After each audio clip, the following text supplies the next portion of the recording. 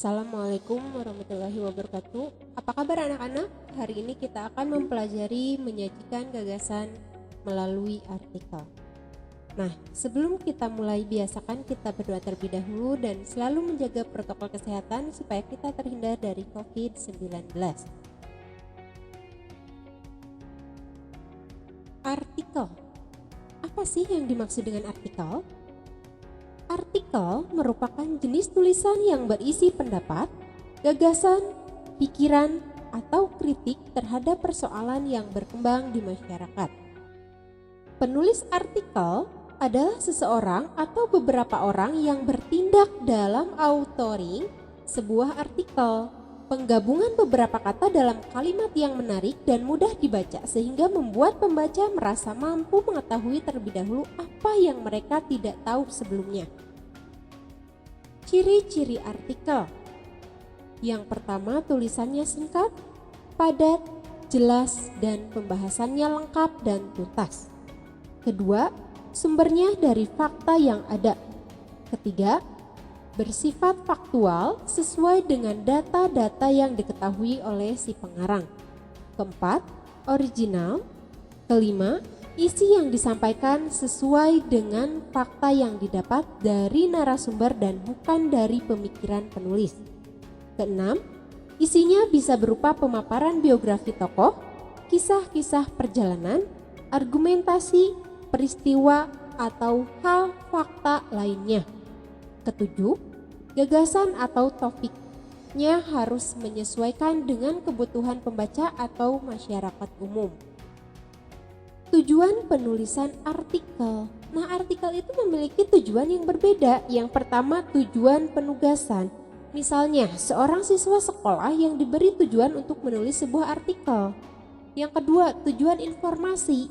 Artikel yang ditujukannya semata-mata untuk memberikan informasi kepada pembaca mengenai sebuah hal. Ketiga, tujuan persuasi atau membujuk. Artikel yang mengulas sesuatu hal yang di dalamnya terkandung muatan pembujukan kepada pembaca untuk melakukan suatu hal atau membeli suatu barang. Misalnya, artikel tentang diabetes yang terselip materi promosi akan suatu produk bebas gula yang aman dikonsumsi oleh penderita diabetes. Secara tidak langsung, ini menjadi sanggahan akan cari objektif sebuah artikel yang telah disebutkan di atas. Keempat, tujuan entertainment. Artikel yang tujuannya untuk menghibur pembaca. Kelima, tujuan eksistensi. Artikel yang ditulis untuk menjadi penegasan diri atau untuk menyatakan eksistensi diri penulis kepada pembaca. Ketujuh, tujuan kreatif. Artikel yang ditulis untuk penyaluran suatu ide. Kedelapan, tujuan pemecahan masalah, yakni artikel yang ditulis dengan tujuan membantu pembaca memecahkan permasalahan yang dihadapi. Sistematika penulisan artikel. Sistematika penulisan artikel hasil penelitian. Judul: disusun maksimal 14 kata dalam tulisan bahasa Indonesia, 10 kata dalam tulisan bahasa Inggris. Nama penulis ditulis tanpa gelar akademik atau gelar kebangsawanan.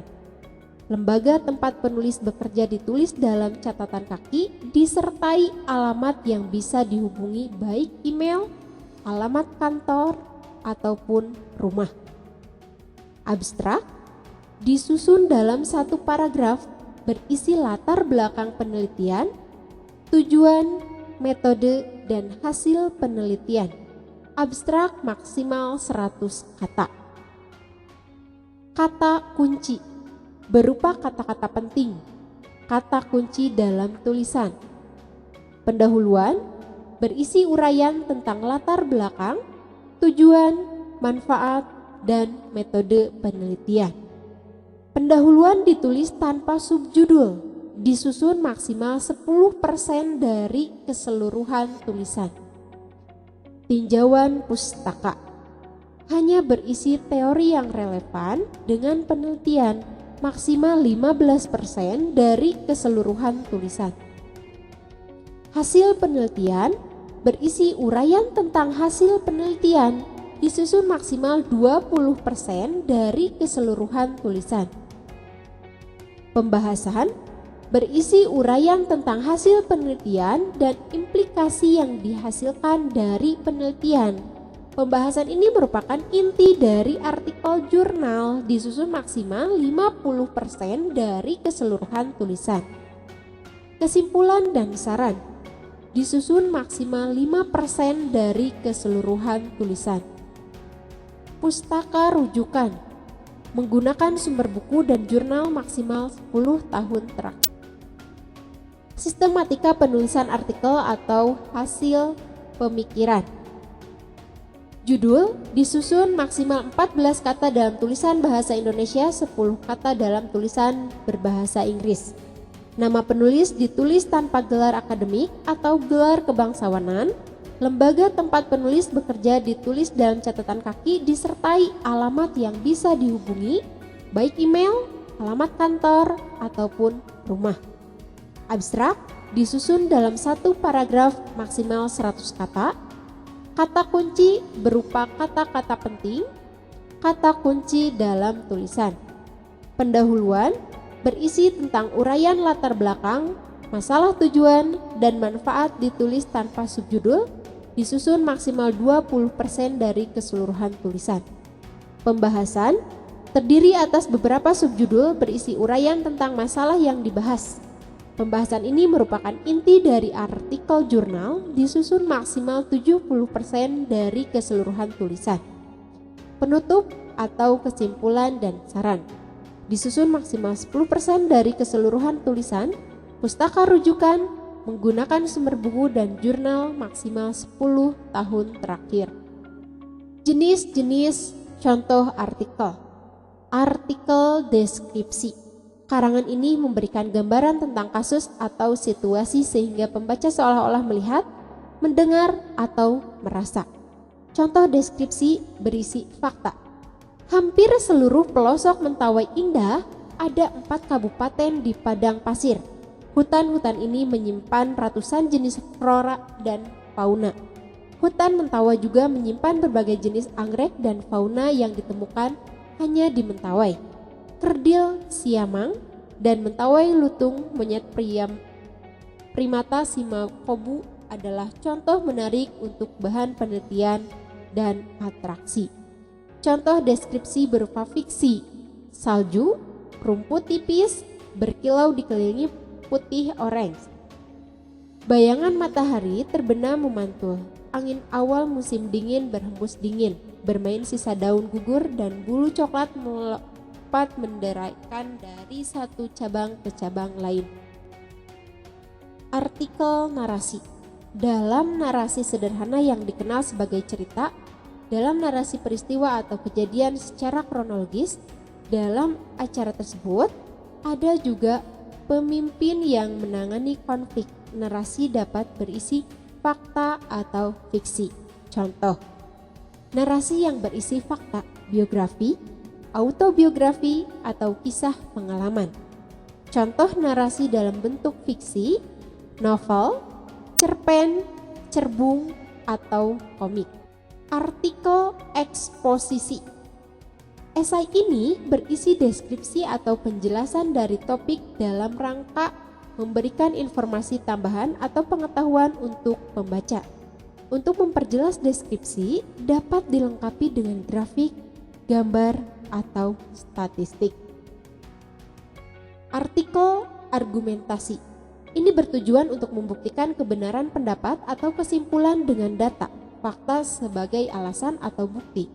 Menurut argumen, penulis mengharapkan pembenaran pembaca, elemen pendapat, dan data, serta fakta atau alasan yang mendukung pendapat. Artikel eksploratif.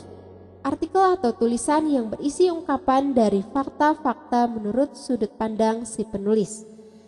Artikel prediktif. Artikel yang memuat tentang sesuatu yang sifatnya akan atau belum terjadi menurut analisa si penulis. Artikel eksplanatif adalah tulisan yang dibuat untuk menerangkan atau menjelaskan suatu hal kepada pembaca menurut berbagai sudut pandang, terutama dari sudut penulisnya. Artikel opini, tulisan yang berisi pendapat penulis tentang data, fakta, fenomena, atau kejadian tertentu dengan maksud dimuat di surat kabar atau majalah. Artikel opini tersebut termasuk dalam kategori teks eksposisi yang berisi argumentasi seseorang yang dimuat di surat kabar. Di dalam artikel terdapat konsep fakta dan opini. Fakta adalah kenyataan atau peristiwa yang benar-benar ada atau terjadi. Fakta biasanya dapat menjawab pertanyaan apa, siapa, kapan, di mana, atau berapa. Opini adalah pendapat, pikiran, atau pendirian seseorang terhadap sesuatu. Opini biasanya dapat menjawab pertanyaan bagaimana dan mengapa.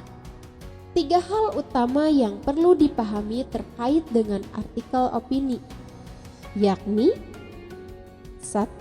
Struktur artikel opini, 2. Argumentasi, 3. Struktur artikel opini. Artikel tersebut diawali dengan pernyataan pendapat, tesis, statement, atau topik yang akan kamu kemukakan. Selanjutnya, kamu kemukakan beberapa argumentasi tentang pendapat atau pandangan kamu terhadap masalah yang dikemukakan. Pada bagian ini disebut argumentasi. Bagian akhir artikel berisi pernyataan ulang pendapat, reiteration, yakni penegasan kembali pendapat yang telah dikemukakan agar pembaca yakni dengan pandangan atau pendapat tersebut. Argumentasi yang kalian kemukakan harus kuat, artinya argumentasi harus didukung data aktual karena artikel opini pada umumnya bersifat aktual yang berisi analisis subjektif terhadap suatu permasalahan. Bahasa kecenderungan pembaca teks artikel adalah membaca tulisan yang tidak terlalu panjang, mudah dibaca, dan mudah dipahami. Oleh karena itu, pada saat membuat opini, gunakan bahasa yang komunikatif, tidak bertele-tele, dan ringkas penyajiannya. Dalam menggali gagasan dan argumentasi, gunakanlah kalimat yang efektif, efisien, dan mudah dimengerti. Nah, anak-anak, sekian materi yang bisa saya sampaikan. Wassalamualaikum warahmatullahi wabarakatuh.